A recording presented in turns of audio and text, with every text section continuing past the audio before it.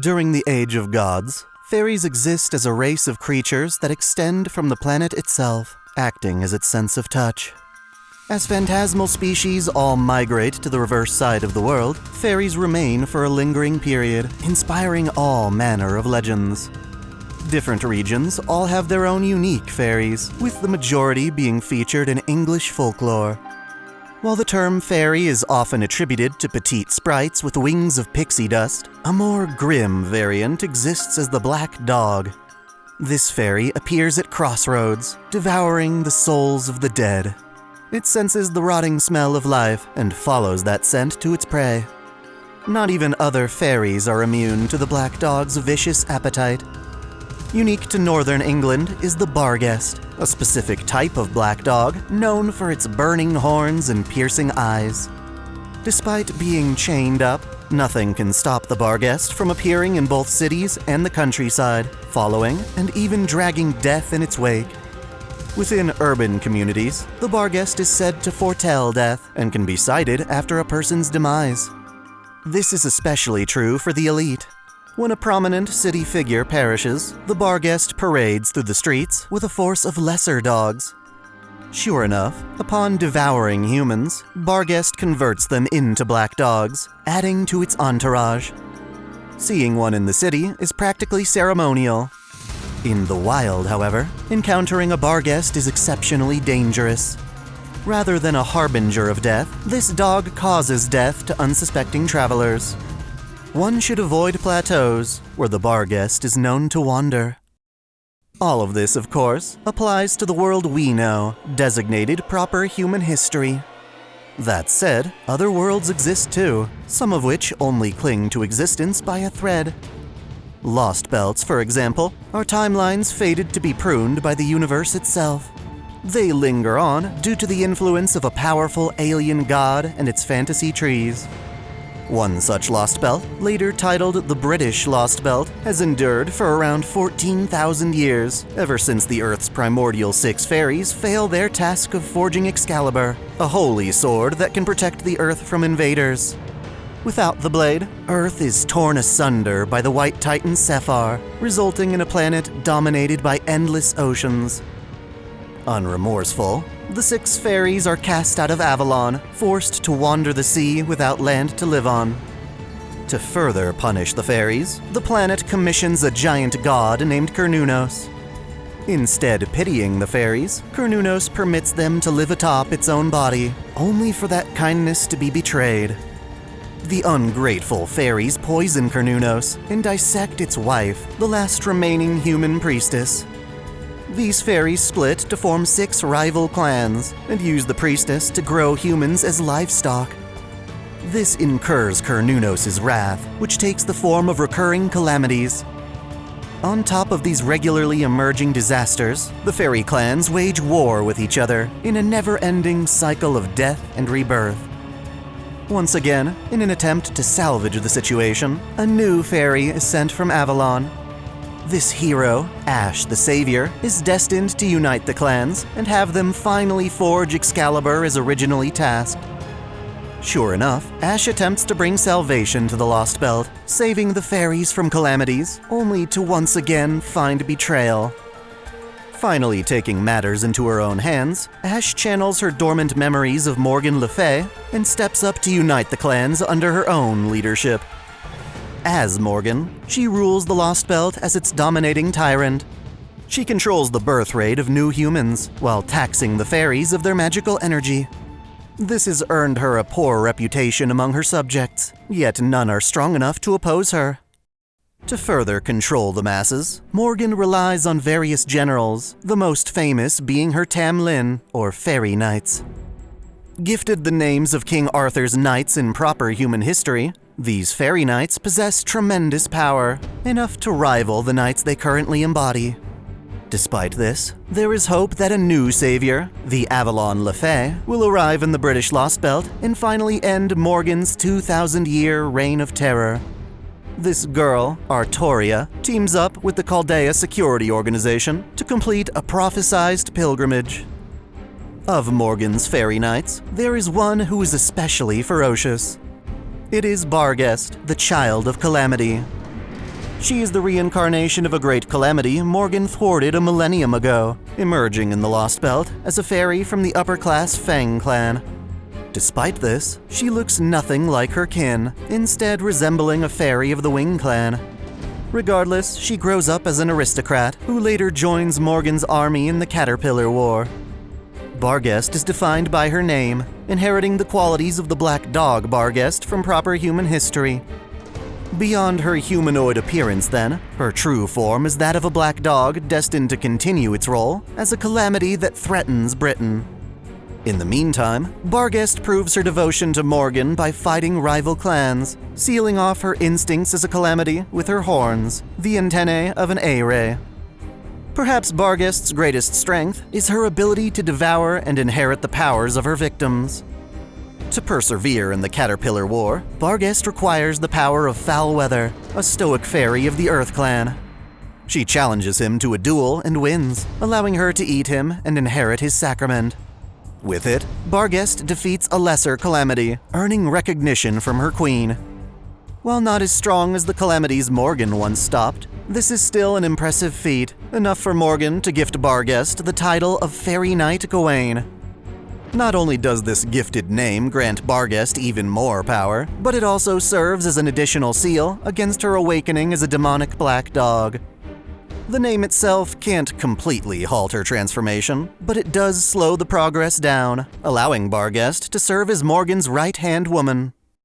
Of course, Barghest is well aware of her cursed nature. Not wanting to succumb to her instincts, she instead adopts a more civilized fighting style, one that doesn't rely on her claws or fangs. She uses one of her horns as a greatsword consumed by flames. Despite it not being the genuine article, Barghest refers to this blade as the Fairy Sword Galatine in Gawain's honor. With it, she unleashes her noble phantasm, the Black Dog Galatine, which she believes can match Gawain's original might. Its nightmarish heat can melt castle gates and devastate large enemy groups when they gather in one place. To accompany her sword, Barghest commissions a suit of silver-white armor, and when donning it in battle, she displays overwhelming endurance.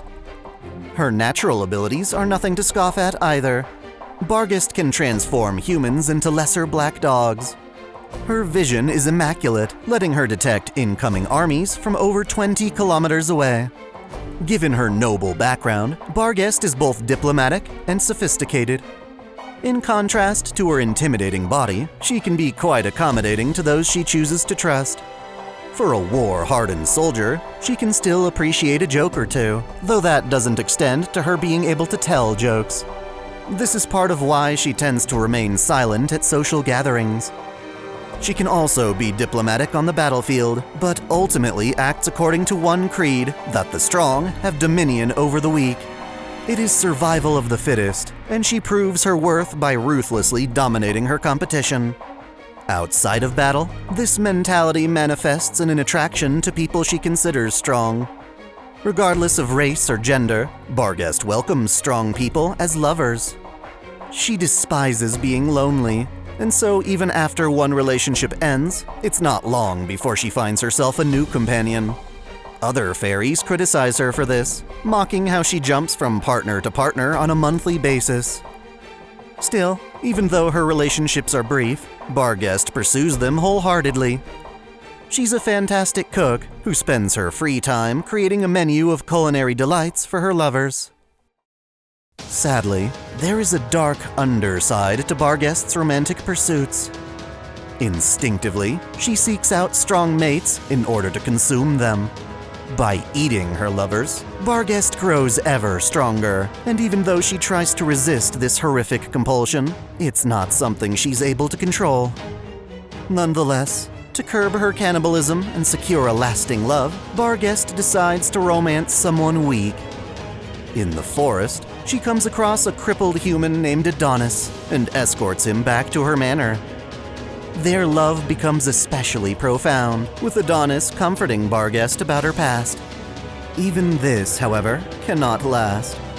Once again succumbing to her curse, Barghest accidentally eats Adonis and nearly transforms into her true form as a calamity. On the verge of turning, though, she is pacified by the intervention of Oberon, a nefarious figure who hopes to trigger her awakening at a later time. Until then, Barghest's memories are sealed away, and she naively believes that her precious Adonis is still alive. She continues to serve in Morgan's army, never stepping into her bedroom to confront the truth of her actions. Instead, she fights with Chaldea and the Avalon LaFey on Morgan's behalf. In the process, she learns that Chaldea's master, Ritsuka Fujimaru, wants to dismantle the Lostbelt while protecting its fairy population. In secret, then, Barghest negotiates the safe evacuation of her people. Thus, when Artoria's forces breach Camelot, Barghest opts out of the fight and returns to her territory in Manchester. It is here that her instincts finally let loose. Imitating Barghest's brutality, the fairies of Manchester are caught murdering the town's humans. In fact, they have been devouring humans behind her back for a long time now. Realizing this, Barghest visits her room and recalls how she devoured Adonis. Ashamed of herself and refusing to let such violent fairies leave the Lostbelt, she massacres her own people, fully giving in to her violent instincts. She devolves into a calamity, but not before begging Ritsuka to put her out of her misery. No longer in control of her own actions, Barghest becomes a demon hound drowning in flames and red lightning. Standing over 40 meters tall, she slowly marches to Norwich, destroying entire forests and plains in her path. Manchester, too, is burned to the ground. The smoke from her flames gathers into the atmosphere like clouds, and from them, lightning strikes down. By absorbing this lightning, Barghest thrives off magical energy. Those who lack magic resistance stand no chance against her. She'll simply suck them dry, until none of their mana remains.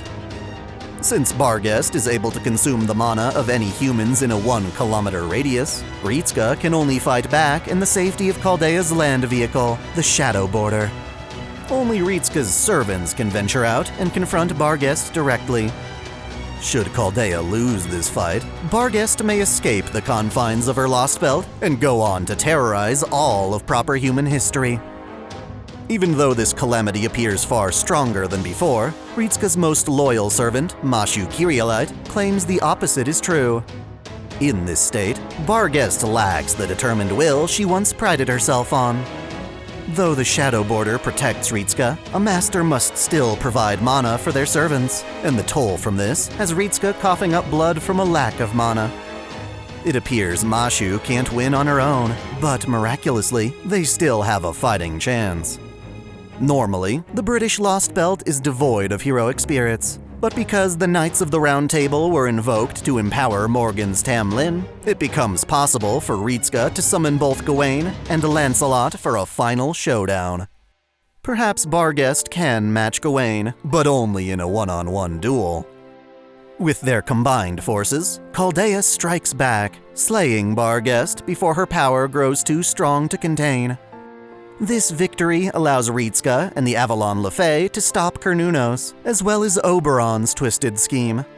Even though Barghest's tale in the Lostbelt ends in tragedy, humanity's legacy continues on. In Ritsuka's fight to restore proper human history, they are able to summon Barghest as a proper servant of Chaldea. This also allows her to finally embrace the pleasures denied to her in life. Because Queen Morgan is also summoned by Chaldea, Barghest is able to continue serving her lord as well as Ritsuka. Thus, when the crew takes a servant vest vacation, Barghest refuses leisure time in favor of being useful.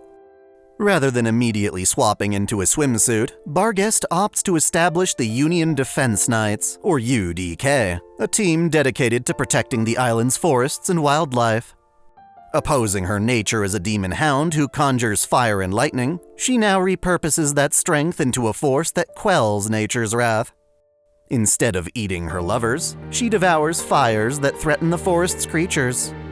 Her new noble phantasm, then, is Water-Save Galatine, through which she harnesses the hose of a fire truck like a dreadnought-class water cannon. Her philosophy that only the strong survive evolves into a responsibility for the strong to protect the weak. Ritsuka appreciates this effort and offers to help as a member of the UDK. Still, they are supposed to be having a vacation after all. As thanks for the aid, Barghest works part-time as a maid for Morgan's summer resort. In this capacity, she serves Ritsuka as a guest, offering comfort and hospitality. Through Chaldea, heroic spirits of all backgrounds can redefine themselves under a new sense of purpose. Barghest, who was in life cursed to become a calamitous black dog, now overcomes that curse to protect what is most dear to her.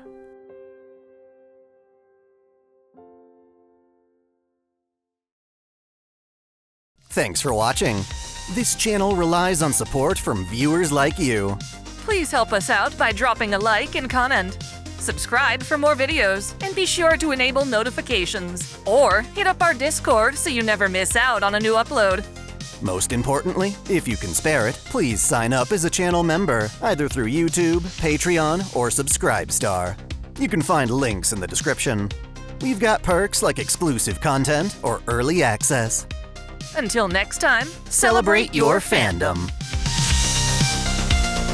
I want to give a special shout out to all my $10 and up supporters. Video Gamer 75, Dante Pendragon, Stephen Elak, Otaku Mom, Jens Bauman, Mystic Samurai 1983, Free Brick, Olympian Doll, Alexis Yukio Gomez Yamato, Lunar Works, Link Pendrago, Observer Bellis, James Hewitt, Uncanny EXP, Crow Calum, Sal Soto, Tristan Riggin, Major, Dionysus God of Wine and Madness, Caitlin P, Sogai CH, Vladimirovna, The Taz 96, Kengo X77, Alistair Bernadotte, and Akakaze Yume. Thank you all so much.